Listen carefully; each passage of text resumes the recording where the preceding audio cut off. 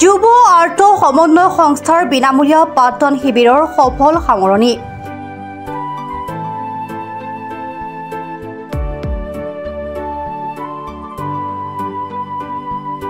যুৱ আৰ্থ সমন্বয় সংস্থাৰ প্ৰশংসনীয় পদক্ষেপ। ব্ৰহ্মপুত্ৰ অঞ্চলৰ এজাক নপ্ৰভাকৰক আগুৱাই নিয়াৰ প্ৰয়াস সংস্থাটোৰ। প্ৰায় ১৮ শতাধিক ছাত্ৰ-ছাত্ৰীক দিলে বিনামূলীয়া পাঠদান।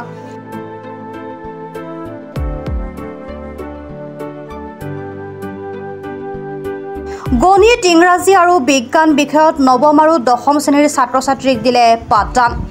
১ জুলাইৰ পৰা অনুষ্ঠিত হোৱা বিনামূলীয়া পাঠদান কাৰ্যসূচীৰ আজি সফল সমাপ্তি হয়।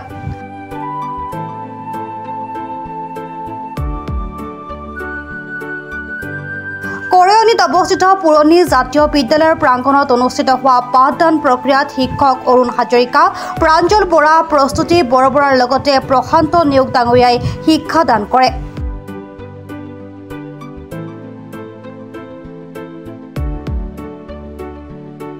আজি সামৰণি অনুষ্ঠানত কেইবাজনো গণ্যমান্য ব্যক্তিৰ উপস্থিতিত অংশগ্ৰহণ কৰা ছাত্ৰ-ছাত্ৰীসকলক প্ৰমাণ পত্ৰ প্ৰদান কৰা হয়। পাঠদানৰ শেষত পৰীক্ষা আৰু অনলাইন মাধ্যমত হোৱা কুইজ প্ৰতিযোগিতাত সৰ্বোচ্চ নম্বৰ লাভ কৰা ছাত্ৰ-ছাত্ৰীসকলক ট্ৰফি আৰু একোখন মানপত্ৰৰে পুৰস্কৃত কৰা হয়। সংস্থাটোৰ এনে মহৎ কৰ্মৰাজিৰ বাবে সচেতন মহলে একেমুখে শলাগ লৈছে।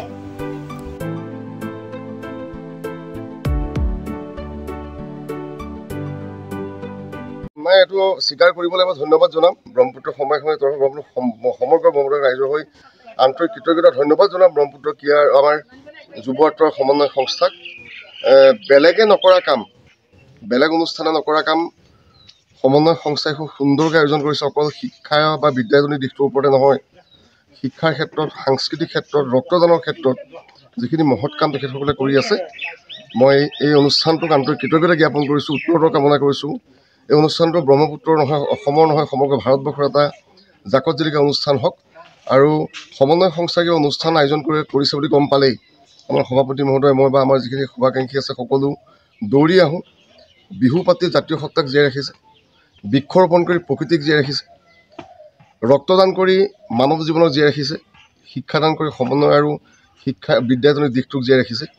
অনাগত দিনত পঞ্চমুখী যাত্ৰাৰে ১০০ বছৰ এটা সফল অনুষ্ঠান হওক। সমাপ্তি কোনোদিন নহওক, মাথো সৃষ্টি হওক, মাথো সৃষ্টি হওক, মাথো সৃষ্টি হওক। সমন্বয় সংস্থা ভাৰতবৰ্ষৰ এটা লেখতলোকে যাৱতীয় অনুষ্ঠান হওক। আৰ্থ সমন্বয় সংস্থাই যি উদ্যোগ হাতত লৈছে, এই উদ্যোগ সঁচাকৈ বৰ প্ৰশংসনীয়। এনেধৰণৰ উদ্যোগ আৰু আগলৈও ল'ব বুলি আশা ৰাখিলোঁ। এই সংস্থাৰ যোগেদি বৰ্তমান সমাজত সমাজ পৰিচালনা কৰাত যি ব্যৱস্থা, সেই ব্যৱস্থাত সহায় হওক। অনাগত দিনত আৰু উদ্যোগ হাতত গ্ৰহণ ল'ব, তাৰ বাবে আমি সদা প্ৰস্তুত। সহায়জনিতই হওক বা অন্য কিবা কাৰণতেই হওক, আমাৰ পৰা সহায় বিচাৰিলে আমি সহায় কৰিবলৈ সদায় প্ৰস্তুত আছোঁ। জিয়াৰিকাৰ পৰা সত্যজিৎ হাজৰিকাৰ ৰিপৰ্ট, প্ৰাত টাইম ডিজিটেল।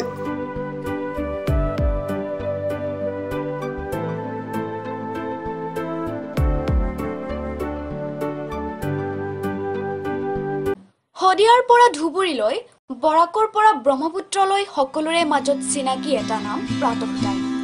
থলুৱা ভাষা, কৃষ্টি আৰু সত্য বাতৰিৰ আধাৰত প্ৰতিষ্ঠিত খবৰ প্ৰাতঃ টাইমৰ প্ৰতিটো বা বাতৰি পুংখানুপুংখভাৱে চাবলৈ Facebook, YouTube, website, Twitter, Instagram আৰু ব্লগাৰ পেজত লাইক আৰু ফ'ল' কৰক।